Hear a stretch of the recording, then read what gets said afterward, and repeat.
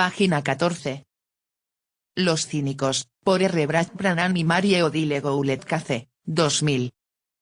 El movimiento cínico en la antigüedad y su legado. 0.2. Introducción. Se puede argumentar que el cinismo fue la rama más original e influyente de la tradición socrática en la antigüedad, pero solo después de que D.R. Dudley consiguiera que la significación literaria y filosófica de los cínicos empezara a ser reconocida por los modernos eruditos a partir de su obra History of Cynicism from Diogenes to the 6th Century AD. Londres, 1937. Curiosamente, los cínicos permanecieron todavía en la sombra hasta 1975, más o menos, al parecer condenados a la marginación, fuera de las escuelas canónicas de filosofía. Pero desde entonces se han prodigado los estudios sobre el tema, y hoy en día al cinismo, por fin, se lo considera un movimiento filosófico y cultural de interés perdurable. La traducción francesa de Léon C. Paquet de los principales fragmentos recientemente reimpresos en la colección libre de Poche, y la edición completa de textos antiguos por Gabriele Giannantoni han hecho asequibles todos los testimonios relevantes. El hecho de que en julio de 1991 pudiera celebrarse en París un coloquio internacional sobre los cínicos de la antigüedad y su influencia, demuestra el creciente interés que la filosofía cínica ha despertado en años recientes. El presente trabajo también forma parte de este renovado interés por Diógenes y sus seguidores, e ilustra una vez más la fascinación que los perros han continuado ejerciendo. El título que hemos escogido los cínicos, el movimiento cínico en la antigüedad y su legado, indica la naturaleza y envergadura de nuestro proyecto. Nuestro propósito consiste, por una parte, en investigar la filosofía y la literatura cínicas de la antigüedad en todos sus aspectos y, por otra, trazar las líneas principales de su impacto en la cultura occidental desde la antigüedad hasta el presente, centrándonos en los ámbitos de la producción literaria y de la reflexión ética. Ciertamente, la figura de Diógenes puede parecernos remota, con su báculo, su zurrón y su manto andrajoso.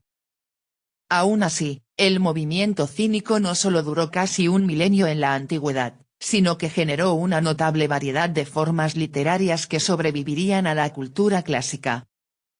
La sátira menipea es probablemente el género cínico más familiar, pero en la antigüedad los cínicos eran conocidos por sus innovadoras formas de parodia, sátira, diálogo, diatriba y aforismo.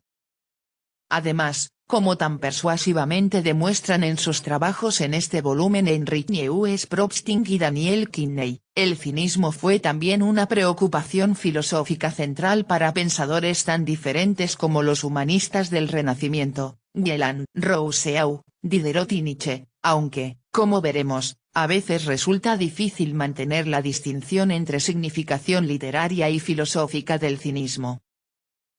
La naturaleza del movimiento y su longevidad requieren alguna explicación. El cinismo no fue una escuela, los filósofos cínicos no dieron clases en un lugar concreto ni encontramos entre ellos a escolarcas que se sucedan a la cabeza de una institución.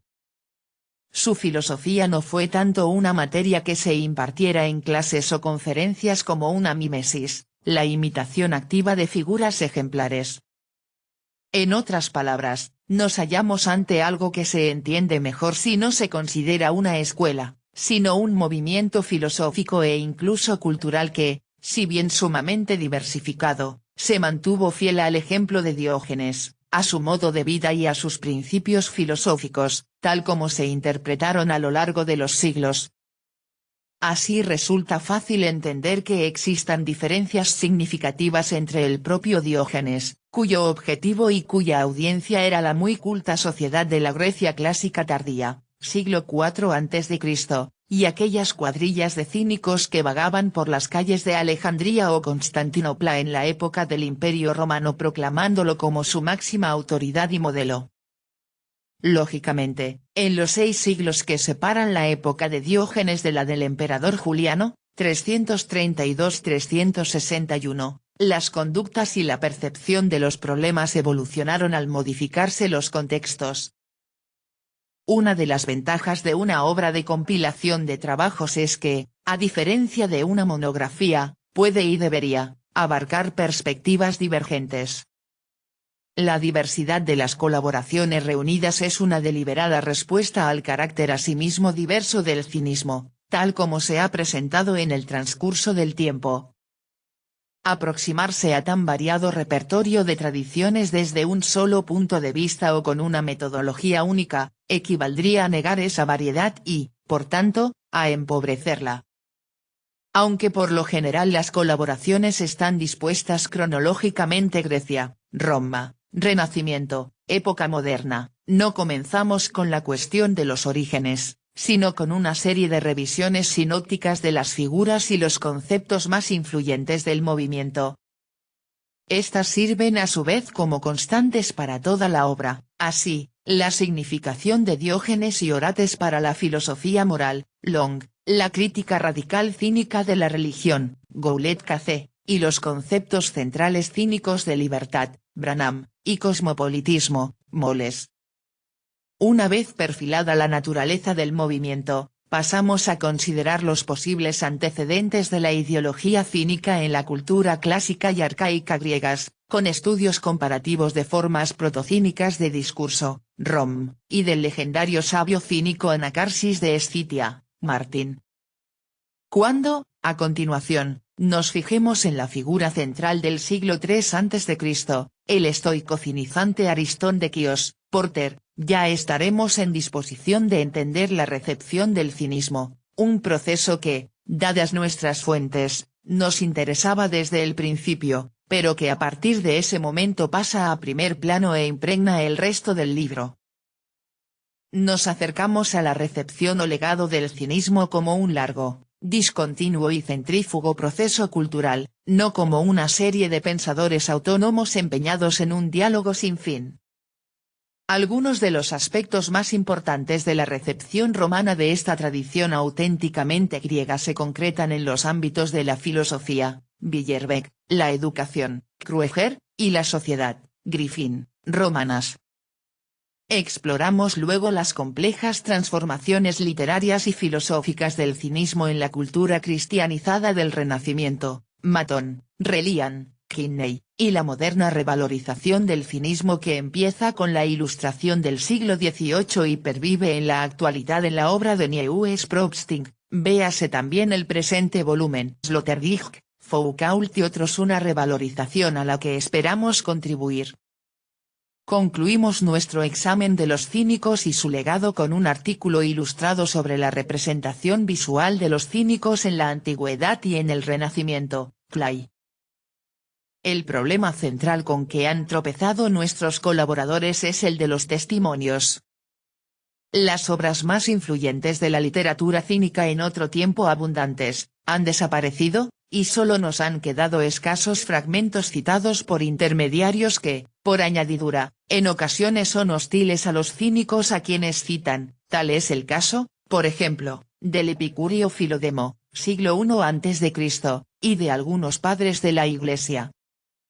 Además, esos fragmentos no son siempre fáciles de interpretar, como lo demuestra un pasaje sobre la ley en Diógenes Laercio, 6:72, que ha provocado un amplio debate. Por tanto, debemos mostrarnos extremadamente cautos al descifrar ciertos pasajes de los que, a primera vista, no tenemos ninguna razón en especial para sospechar, pero que pueden resultar desorientadores, de manera deliberada o no. Tal vez sea ese el caso de varias tradiciones consignadas en el libro 6 de Diógenes Laercio, Vidas y sentencias de los más ilustres filósofos, primera mitad del siglo III después de Cristo, que estableciendo la sucesión Sócrates-Antístenes-Diógenes-Crates-Zenón, atribuía al estoicismo una descendencia socrática por la vía del cinismo. No es imposible que detrás de esos textos podamos vislumbrar una tesis formulada a posteriori, tanto por estoicos ansiosos de legitimación socrática como por autores de sucesiones en busca de inequívocas líneas de afiliación. Por consiguiente, los cínicos son conocidos hoy no por sus obras literarias, sino por dichos, apoptegmtoudeai, transmitidos en antiguas colecciones, nomologia, y luego copiados por autores como Diógenes Laercio.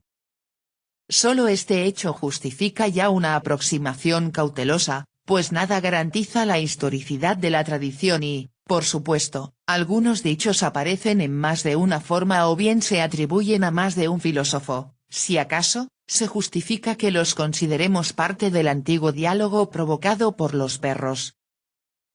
Página 20.